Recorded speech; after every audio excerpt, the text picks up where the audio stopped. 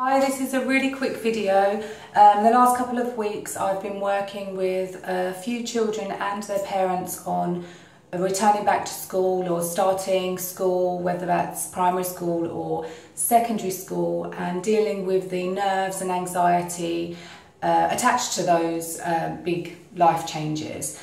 I have also done this for the past few years, helped children and parents with this particular time because it is quite difficult. It's a big transition. It's the first time a child, when they go to school, has to really think about, you know, schedules and responsibility, and it's a big jump from having fun and being a kid and going into the real world. So this is really quick because I know that in the UK the schools have gone back already, and the first week is really important to kickstart any strategy and put that in place. Okay, so tip number one is to put a routine in place, be consistent. So making sure that the kid goes to sleep same time every night, making sure that they have dinner around about the same time, maybe do something before bed, like reading or even a sleep hypnosis that's suitable for children. Because by doing this, you're ensuring that all of the key elements, the primitive things, are looked after, so the eating and the sleeping, because if they don't get good sleep, which obviously anxiety can lead to bad sleep or not eating, not feeling hungry, that's not a good combination with the nerves anyway.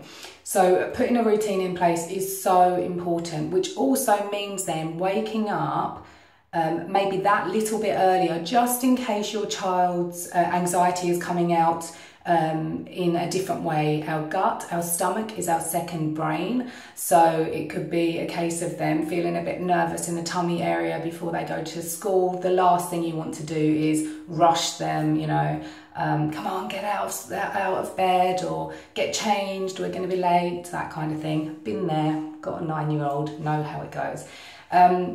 So yeah, important to have a routine. Be consistent as well with that routine. It's really easy to say, oh, okay, stay up for a little longer, or watch TV. Keep TV and computer games, anything like that, to a minimum before they're going to sleep. Let them have a little bit of lenience on their schedule on Friday and Saturday, but it needs to be strict again on Sunday night. That is really going to help you and your child. The other thing to do is make sure you're being kind to yourself. One thing we do as parents is we feel like that we're not good enough, we're not doing the best we can for our children, and we do the best that we can with what we have. That's really key. Making sure that you're, you know, acting as a team, so that your child doesn't feel like they're going to school and they've got to follow all of these rules, and they're being bossed around by the teachers, and then they're being bossed around when they come home, especially after a long holiday when they've had time to just be themselves and enjoy life, and then they've got back to school and everyone's telling them what to do. So just make sure you try and find that little bit of fun, connect with them, look at them in their eyes, make sure they know that you love them and that they're safe at school, and that you're going to see them after school, and that you're a team, so you're doing this together. So you need to get up and, you know, work together. Me and my children, we listen to music before we leave the house in the morning. We have a little dance, and then we do rush out the door and usually have to run to school. But the fact is that they're happy. That's so important, that they go into school happy and prepared.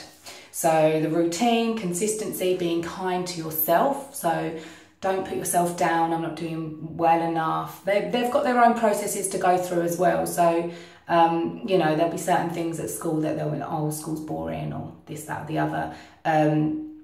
Try and ascertain with them what it is, if they really don't want to go to school, because obviously there's a degree of nerves and anxiety. Some children have real extreme anxiety going to school, and, you know, to the point where they don't want to get dressed, they don't want to eat, they don't want to sleep at night, that, you know, what's going to happen, they're worried about what's going to happen.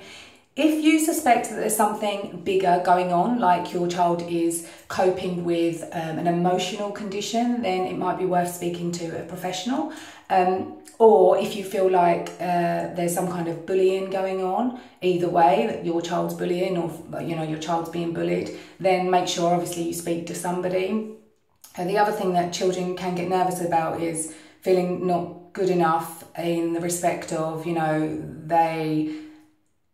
they're not very good at writing or reading, or they're nervous about maths, or they're feeling judged about their ability, they feel like a failure. So we need to kind of deal with that earlier on, because you don't want that to go on into adulthood.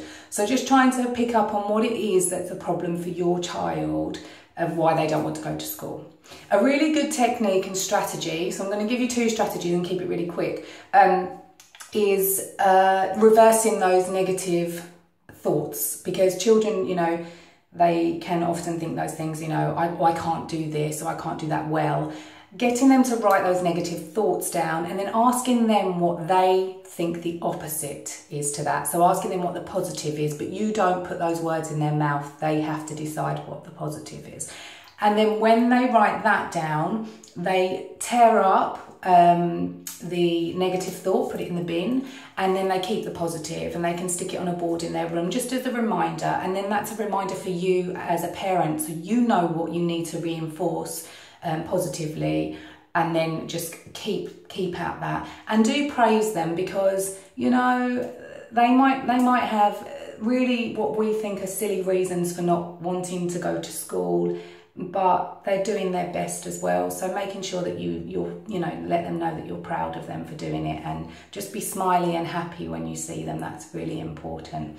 The other thing is, if your child is coping with anxiety, giving them breathing techniques is really, really important. So you can get them to just take a really deep breath through the nose, and then make it a bit fun. Get them to pull a funny face and breathe out through the mouth. That's fine. To create some balance, if you get them to breathe in through the nose for a count of 4 and then breathe out for a count of 4, it's quite a safe breathing technique. I'm not going to give any breathing techniques that obviously aren't going to be safe.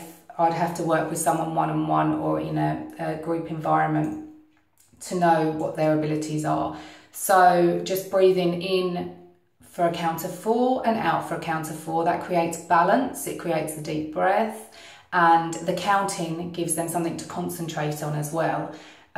If they are feeling really anxious and they want to calm down more, then you can get them to breathe out for maybe a count of 5. So then that's really calming their breath and coming to a relaxed state. Giving them a nice pebble or a shell, something to hold, put in their school uniform pocket, so that they feel like they've got some grounding, some security. I even use that now if I'm doing public speaking or something where I feel out of my depth, even a personal situation. I've got my palm stone, and it'll be in my bag or in my pocket, and it just grounds me. And it seems really simple and silly, but it does work. And then make sure that your child has fun after school. Of course, there's a level of homework. Of course, we've got to stay in the routine.